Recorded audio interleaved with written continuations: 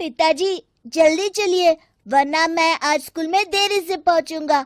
मेरी टीचर बहुत गुस्सा करती है। हाँ हाँ बेटा, अभी चलते हैं, बस 2 मिनट रुको।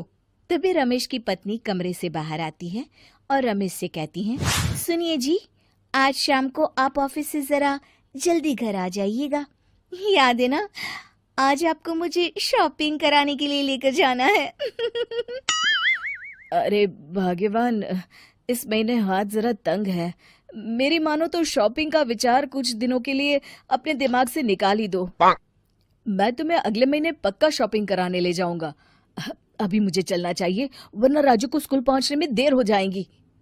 देखिए जी, अब आपके ये बहाने पुराने हो चुके हैं। मैं कुछ नहीं जानती। आज शाम को मुझे शॉपिंग करने जाना है, मतलब जाना है। आगे आपकी मर्जी।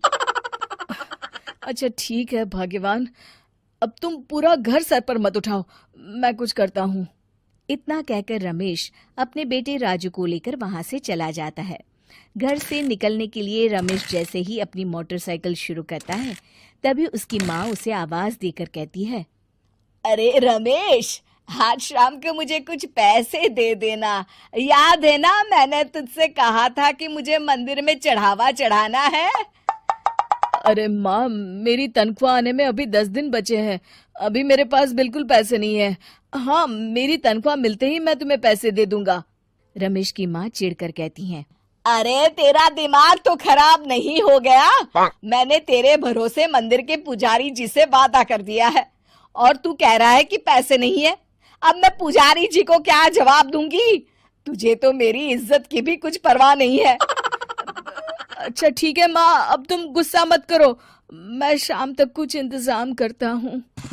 इतना कहकर रमेश वहां से चला जाता है। फिर दोपहर को जब रमेश अपने दफ्तर में बैठा होता है, तब उसे अपनी पत्नी और माँ की बातें याद आती हैं।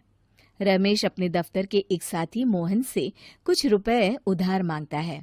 अरे भाई मोहन, मेरा एक छोटा सा काम कर दो, मुझे कुछ रुपयों की सख्त जरूरत है। मुझे कुछ दिनों के लिए क्या तुम रुपए उधार दे सकते हो?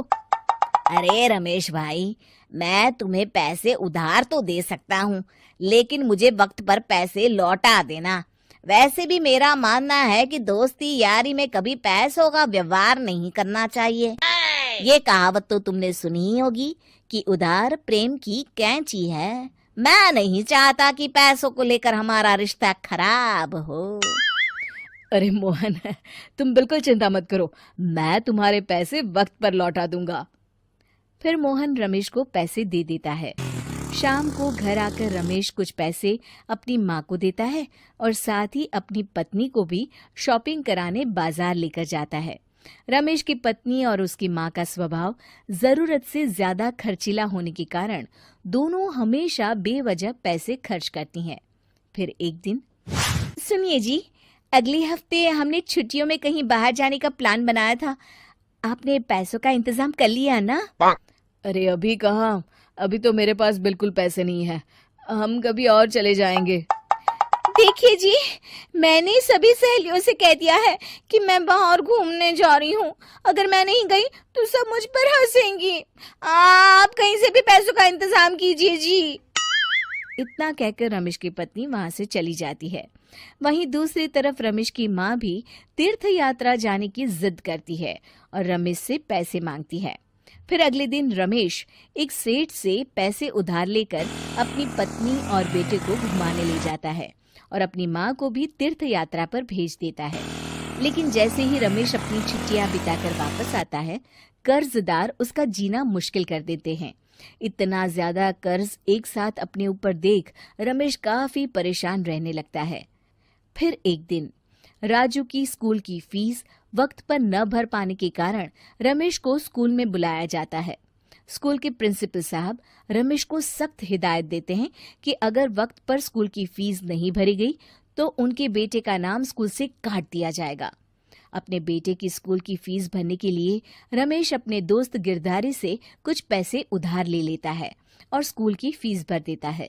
रमेश की माँ और उसकी पत्नी खर्चे और घर की जिम्मेदारी संभालते संभालते धीरे धीरे रमेश पूरी तरह कर्ज में डूब जाता है और तभी एक दिन दफ्तर में काम करते समय रमेश की तबीयत अचानक बिगड़ जाती है और वो बेहोश होकर गिर पड़ता है।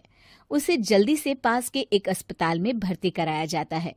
रमेश के घर वालों को ये बात पता चल जाती है तो वे सभी अस्पताल पहुंचते हैं।